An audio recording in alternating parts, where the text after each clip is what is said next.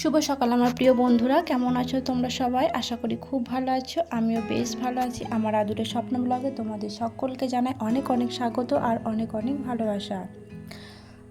তো সকাল সকাল ঘরটা মুছে নিচ্ছি। দেখো, মুছে এক জায়গায় বেরোতে হবে, তো সেই কারণেতেই আজকে তাড়াতাড়ি করে মুছে নেব। আর বিছানাটা সেভাবে গোছানো হয়নি, এখন আগে আসবো সেখান থেকে, তারপরেতে বিছানাটা গুছাবো। তো দেখো, সকাল সকাল বেরিয়ে পড়েছি আমি। আমার একটু টাকার দরকার ছিল, তো সেই কারণে একটু অনলাইনে আসার প্রয়োজন ছিল, তো সেখানেই এসেছি।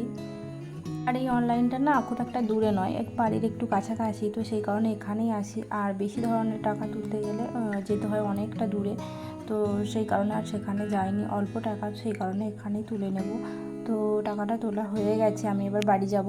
তো বাড়ি যাওয়ার জন্য বেরিয়ে পড়েছি। তো বাড়ি এসে দেখি বাবা মাছ থেকে পুঁটি মাছ এনেছে অনেকগুলো ধরে, কারণ জমিতে সার দিতে গিয়েছিলো, তো সার ছড়ানোর পর মাঠেতে অনেক পুঁটি মাছ হয়েছে বলে বাবা বললো যে তাহলে ঝাঁটি ধরে নিই। তো অনেকগুলি এনেছে, বাঁচতে বেশ সময় চলে গেছে অনেকটা।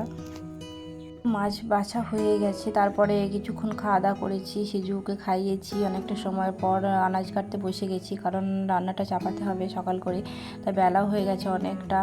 আর সকাল সকাল হবে না আজকে, কারণ এক জায়গায় গিয়েছিলাম, তো সেখান থেকে আসতে অনেকটা দেরি হয়েছে।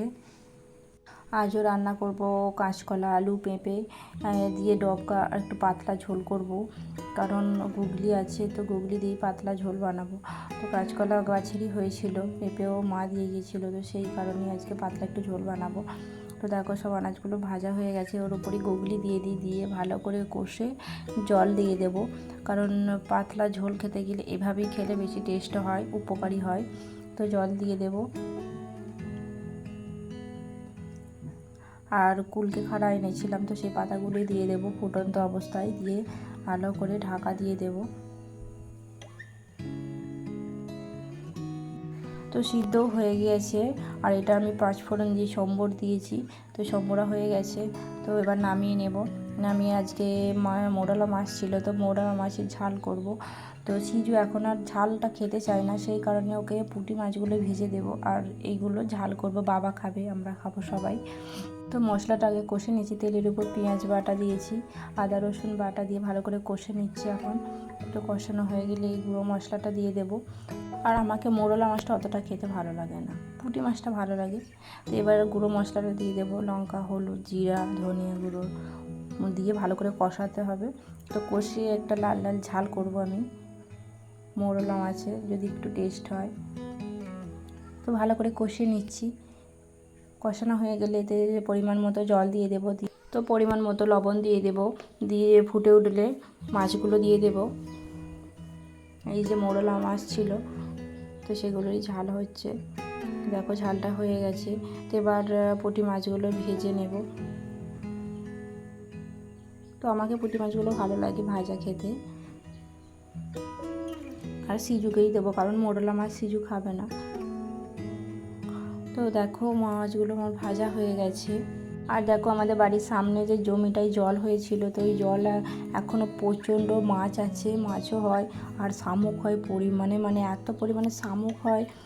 আর দেখো, বড়দি এখানে এসেছে শামুক ধরছে, আর সিজু এখানে বসে বসে দেখছে কত শামুক পেয়েছে।